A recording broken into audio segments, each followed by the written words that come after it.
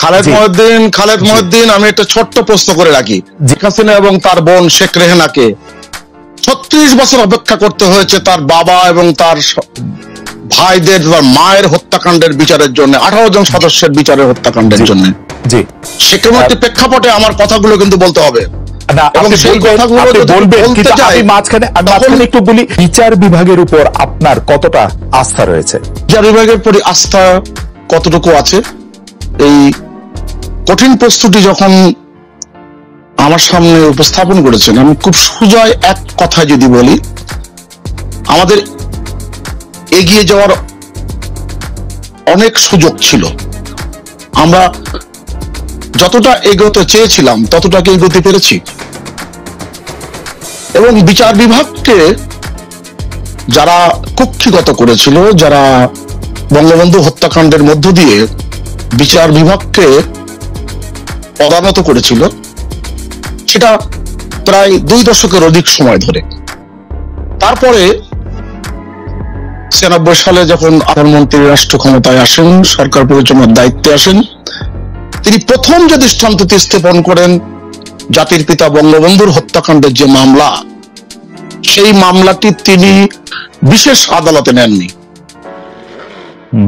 অনেকগুলো ক্ষতের জায়গা কিন্তু এই জায়গায় রয়েছে। আপনি জানেন যে, খুব ভালো করে জানবেন, এখানে একজন সাবেক জেলা জজ রয়েছেন, তিনি আরো ভালো জানবেন। বঙ্গবন্ধু হত্যাকাণ্ডের তদন্ত কমিশনের জন্য 4 জন বিখ্যাত আইনজীবী, সেটা তার মধ্যে নোবেল পুরস্কার বিজয়ী একজন শন ম্যাকব্রাইড নামে ছিলেন, ছিলেন। এরকম ব্যক্তি যখন তদন্ত কমিশন গঠন করেছিল, সেই তদন্ত করতে, বঙ্গবন্ধু হত্যাকাণ্ডের বিচারের তদন্ত করতে বাংলাদেশে আসতে চেয়েছিলেন 1980 সালে, তাদেরকে আসতে দেওয়া হয়নি। নিয়তির নিষ্ঠুর পরিহাস। তারপরও তিনি একেবারে স্বাভাবিক যে আদালত, যেটাকে আমরা সাধারণ ভাষায় বলি, সেই আদালতে বঙ্গবন্ধুর হত্যাকাণ্ডের বিচার শুরু হয়েছিল। এবং যুদ্ধাপরাধীর বিচারও কিন্তু বঙ্গবন্ধু কন্যা শেখ হাসিনা এই স্বাভাবিক আদালতে সমস্ত সাক্ষীদের সুরক্ষা দিয়ে করেছেন। অতএব স্বাভাবিক কারণে এই যে ফিরে আসার যে জায়গাটি, সেটা কিন্তু একটা বিস্ময়কর অগ্রগতি। সেই জায়গা থেকে আপনি যদি বলেন যে গত 15 বছরে কতটুকু অগ্রগতি হয়েছে, সেই অগ্রগতির জায়গা আমরা অনেক ক্ষেত্রে দেখেছি।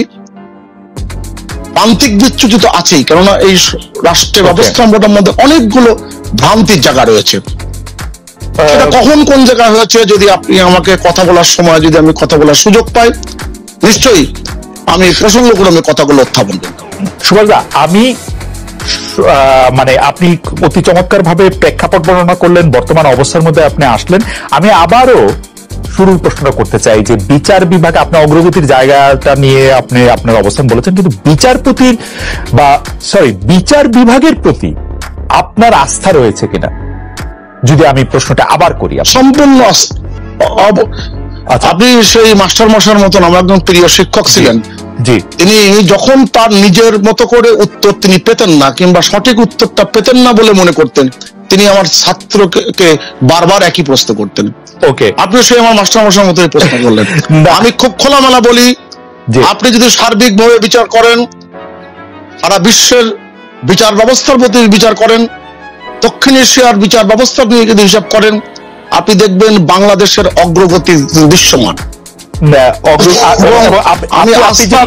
আপনি যেটি বলতে শুরু করেছিলেন, সেটি আমি যতদূর শুনলাম যে আপনার সম্পূর্ণ আস্থা রয়েছে বিচার বিভাগের উপর। আমি আস্থা অনাস্থার যে প্রসঙ্গগুলো বারবার আসে, সেই প্রসঙ্গগুলো আনাটার ভিতরে কিন্তু প্রশ্ন রয়েছে। সেই প্রশ্নটা নিশ্চয়ই কথা বলা কেবল শুরু হলো, আমি কথা শুরু হয়েছে, আমার সুযোগ পায়। জি, আমার মনে হয় যে আমি প্রশ্নটা আপনার কাছে আরেকটু ইলাবোরেট করি, আপনার মাস্টার মশাইয়ের মতো একই প্রশ্ন বারবার না করে একটু ইলাবোরেট করি। যে আপনি বলছেন বিচার বিভাগের প্রতি আপনার সম্পূর্ণ আস্থা রয়েছে, কিন্তু আমরা কিন্তু দেখেছি যে আওয়ামী লীগের প্রেসিডিয়ামের একজন সদস্য জনাব রাজ্জাক বলেছিলেন যে আসলে বিএনপিকে অফার দেওয়া হয়েছিল যে তোমরা যদি নির্বাচনে আসো তাহলে এই জেলখানায় থাকতে হবে না, এবং সেই কথাকে পরে অবশ্য বলা হয়েছে যেটা রাজ্জাক সাহেবের নিজের কথা, এবং তিনিও তার নিজের কথাকে একরকম সংশোধন করেছেন। কিন্তু আমরা কিন্তু দেখেছি এই ধরনের ঘটনা শাহজাহান ওমরের ক্ষেত্রে ঘটেছে। শাহজাহান ওমর সাহেব আসলে শুধু জামিন পেয়েছেন তাই না, তিনি আজকে একজন সংসদ সদস্য এবং তিনি নৌকা মার্কা নিয়ে নির্বাচন করেছেন। আমরা কিন্তু দেখেছি যে কি মামলায় মির্জা ফখরুল ইসলাম আলমগীর এবং বিএনপি সহ বিএনপি নেতৃবৃন্দের আসলে বিচার হয়নি।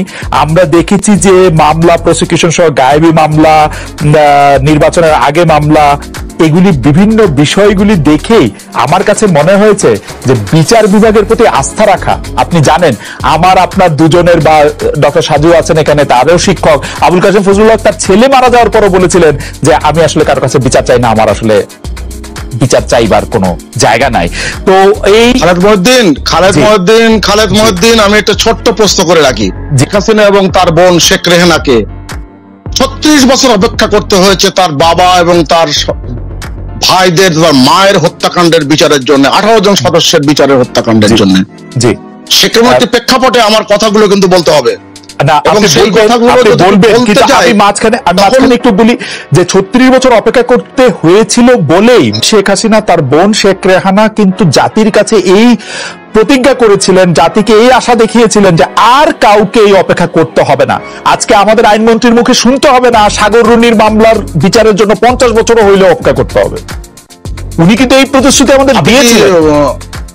আপনার মনে আছে যে আমাদের আসলে মার্কিন যুক্তরাষ্ট্রের সাবেক একজন জনপ্রিয় প্রেসিডেন্ট হত্যাকাণ্ডের বিচার কি হয়েছে এত বছর পরেও? আপনাকে তো প্রশ্ন করা যায় না, সঞ্চালককে প্রশ্ন করার রীতি নাই। আপনি কি জন এফ কেনেডির হত্যাকাণ্ডের কথা বলছেন? অবশ্যই। আচ্ছা, হ্যাঁ, অবশ্যই। আচ্ছা, অনেকগুলো বিষয়ের কথা রয়েছে। হত্যাকাণ্ডের বিচার হয়নি কিন্তু চার্জশিট দেয়া কি আটকে আছে? আপনি এই যে কথাগুলো যে আপনি তুলছেন, আপনি যদি ছিদ্র অন্বেষণ যদি করতে চান অনেক ছিদ্র পেয়ে যাবেন না। যেই ব্যাপারে বাংলাদেশের স্বাধীন বিচার কমিশন থেকে শুরু করে আজকের বাংলাদেশের যে অগ্রগতির জায়গাটি সেটাকে ভাববেন। এবং আপনি ডক্টর রাজ্জাকের কথার প্রসঙ্গ যখন আনেন, আপনি যদি রাজনৈতিক প্রসঙ্গ, রাজনৈতিক নেতাদের বক্তৃতা, মেঠো বক্তৃতা, বিভিন্ন খণ্ডিত বক্তৃতা এবং খণ্ডিত অংশ উপস্থাপন যখন হয় তখন কিন্তু ভ্রান্তির জায়গা তৈরি হয়। ডক্টর রাজ্জাকের সামনে আসেনি। সুভাষ দাস, আপনি রাজ্জাক সাহেব একটা মোটো মেঠো বক্তৃতা ছিল না। আর আমার কাছে মনে হয় রাজ্জাক সাহেব যা বলেছেন তার প্রমাণ আমরা দেখেছি জনাব শাহজাহান ওমরের এমপি হওয়ার মাঝখান থেকে, তার প্রমাণ আমরা দেখেছি মির্জা ফখরুল ইসলাম আলমগীরের এখনো জামিন না হওয়া থেকে। মির্জা ফখরুল ইসলাম আলমগীর একজন মানে এরকম জামিন হয়নি মির্জা ফখরুল ইসলাম আলমগীরের। এর আগের যদি শত শত ঘটনার উল্লেখ করতে বলেন, একসময় রাজনৈতিক কর্মী ছিলাম, খুবই দক্ষ একজন নেতার অবস্থানে আমি ছিলাম। আমি অন্তত 200 জনের নাম বলতে পারবো জামাত বিএনপি শাসন আমলের সময় বাংলাদেশে কি ঘটেছে। বিএনপি লোকেরা সুভাষ দা 2000 লোকের নাম বলতে পারবে, কিন্তু আসলে তো আওয়ামী লীগের তফাৎ তাহলে কোথায় হলো? মানে আপনি যে না, অবশ্যই অনেক তফাৎ। এখন তফাৎটা যদি আপনি দক্ষতা দিয়ে, আপনার পাণ্ডিত্যের তেজস্ক্রিয়তা দিয়ে যদি আপনি ঢেকে রাখতে চান সেটা ভিন্ন কথা, কিংবা আপনি অনুষ্ঠানে যদি প্রশ্ন করার জন্য বলে থাকেন সেটাও ভিন্ন কথা। আমি খুব খোলাখুলি বলি, আপনি যদি আওয়ামী লীগ সরকারের গত 15 বছরের সাথে আপনি জামাত বিএনপির শাসন আমলের পিছনের ইতিহাসগুলো যদি তুলনা করেন, মনে করব যে আপনি যদি সঠিক অর্থে তুলনা করেন, নির্মমভাবে করেন, আপনি দেখবেন অনেক পার্থক্য, অগ্রগতির জায়গা অনেক দৃশ্যমান। সুভাষ দা, আপনি তুলনা করতে যে 12,000 কর্মীকে 12,000, আমার মাথায় সব সময় তুলনা আসে খালেদ মহিউদ্দিন। আমরা চোখের সামনে দেখেছি 80-র দশক, 90-এর দশক, তুলনা করতে যে আপনিও আমাকে দেখেছেন, আপনাকেও আমি দেখেছি। তুলনা সব বিষয়গুলো পরিষ্কার আমাদের কাছে। তুলনা করতে যে পাণ্ডিত্য দরকার সেটা আমার সবসময় আমার মানে ওইটা থাকে না। কিন্তু আমি বলতে চাই যে এই 15 বছরের বাস্তবতা বাকি সময়ের বাস্তবতা থেকে আলাদা। এই সময় বিচার বিভাগ আলাদা হয়েছে। এই সময়ের মধ্যে থেকে আমরা অনেক বেশি রাজনৈতিক প্রভাবে প্রভাবিত হতে দেখছি বিচার বিভাগকে। সেটি আগের চেয়ে তুলনায় কম কি বেশি সেটি নিয়ে একটি একাডেমিক আলোচনা হতে পারে, কিন্তু বর্তমানে আমরা কি পেলাম সেই জায়গায় যদি আমরা কথায় থাকি সুভাষ, আমাদের সুবিধা হয়।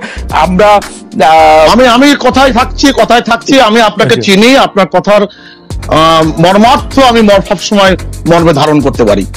আমার এটা পরিষ্কার, আর কেউ না পারলো খালেদ মহিউদ্দিনের কথার মর্মার্থ বুঝি। আমি খুব খোলামেলা বলি, আপনি যতভাবেই বলেন না কেন, আপনি শাসন আমলে যদি তুলনা করেন, বিচার ব্যবস্থাপনা যদি তুলনা করেন, আপনার অগ্রগতি দৃশ্যমান। আপনি শাহজাহান ওমরের কথা বলছেন, শাহজাহান ওমর একজন বীর মুক্তিযোদ্ধা, বীরুত্তম, এবং তার বিরুদ্ধে যে মামলা, রাজনৈতিক মামলা অনেক ক্ষেত্রে বিভিন্ন সময় বাংলাদেশে ঘটেছে, এবং সবকটি যে সঠিক মামলা হয় কিংবা কোনো কোনো ক্ষেত্রে রাজনৈতিক ভাবে মামলাটি হয়, সেটাও আমরা সব জানি, মেনে নিলাম। কিন্তু তার জামিন পাওয়ার বাধাটা কোথায়, একজন জজ সাহেব এখানে আছে, সেটা তিনি ভালো করে বলবেন। তার জামিন পাওয়ার বাধাটা কোথায়, তার জামিন পাওয়ার বাধা নিয়ে আমরা আচ্ছা জনাব সুভাষ সিংহ রায়, আপনি একটু ভেবে বলবেন, আমরা একটু জজ সাহেবের কাছে যাই, আপনি একটু ভেবে বলবেন যে মির্জা ফখরুল ইসলাম আলমগীরের জামিন পাওয়ার বাধাটা কোথায়, সেটাও আপনি আমাদেরকে একটু বলবেন। আমরা একটু জনাব শাহজাহান সাজু আপনার কাছে যেতে চাই।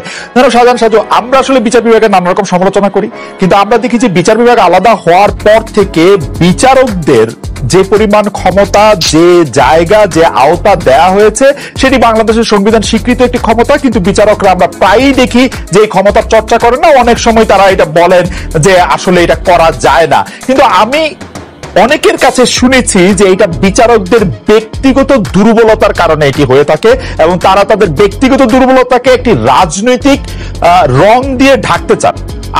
আপনার কাছ থেকে আমি একটু এটার সত্যতা অসত্যতা শুনবো, যে মানে এটা আসলে সিস্টেমের দুর্বলতা নয়, এটা বিচারকদের ব্যক্তিগত দুর্বলতা বা ব্যক্তিগত পছন্দ অপছন্দের ব্যাপার। বিচার ব্যবস্থার অগ্রগতি হচ্ছে, ডিজিটাল বিচার ব্যবস্থাও চালু হয়েছে, সবই ঠিক আছে। এখন ঘটনা হচ্ছে আমাদের এই সাউথ এশিয়ান কান্ট্রিজে, বিশেষ করে বাংলাদেশ, ইন্ডিয়া, পাকিস্তান বা মায়ানমার যে দেশগুলো আছে, এই দেশগুলোতে বিচার ব্যবস্থা আসলে আমরা ব্রিটিশ থেকে ইনহেরিট করেছি, এবং এই বিচার ব্যবস্থায় ব্যক্তির চাইতে সরকার কি চায় তার উপরে নির্ভর করে বিচার ব্যবস্থার অনেক কিছু। কারণ একটা প্রতিটি মামলার ক্ষেত্রে, যেমন শাহজাহান ওমরের কথা আসলো, তো উনার মামলার ক্ষেত্রে কি হলো, সরকার কি চায় বলে, সেটা কেমন সরকার চায়, তাহলে সরকারের কথায় বিচারক চলে? নো, সেটা আমি ঠিক এইভাবে বলবো না। ওইখানে সরকারের পক্ষ থেকে যে পাবলিক প্রসিকিউটর থাকে, জজ কিন্তু ডিফেন্সের কথাও শোনেন আর প্রসিকিউশনের কথাও শুনেন। তো সেইখানে প্রসিকিউশন হচ্ছে গভর্নমেন্ট, আর ডিফেন্স তো সে আসামি নিজের পক্ষেই থাকে। এখন প্রসিকিউশন যদি মামলা পরিচালনার সময় ওইভাবে পরিচালনা না করে, তোর উপরে প্রেস না করে, যুক্তিসঙ্গত কারণ দিয়ে যদি মামলা আদালতের কাছে উপস্থাপন না করে, সেক্ষেত্রে আদালত বুঝে নেয় যে এখানে সরকারের পক্ষ থেকে, অর্থাৎ প্রসিকিউশন কি চায়, সেটা একটা ব্যাপার। দ্বিতীয় ব্যাপার হচ্ছে আমাদের এই বিচার ব্যবস্থায়, বিচার বিভাগ মানে নভেম্বরের 2007 সালের নভেম্বরে যখন বিচার বিভাগটা পৃথক হয়, পৃথক হয়েছে, এটা ঠিকই আছে, কিন্তু বিচারকের নিয়ন্ত্রণটা কিন্তু এখনো সরকারের হাতে। আমি বলবো আমার দৃষ্টিতে এখন 90% বা তার বেশিও হতে পারে, কারণ আমাদের আইন মন্ত্রণালয় থেকে যেই প্রস্তাবকে, যেই জজকে বদলি করার জন্য মহামান্য সুপ্রিম কোর্টে আমাদের পাঠানো হয়, সেখানে এখন কিছু ছিল। আমার আসলে দুটি প্রশ্ন আছে, আপনি এই প্রসঙ্গে আসার আগে, এটা খুব গুরুত্বপূর্ণ প্রসঙ্গ।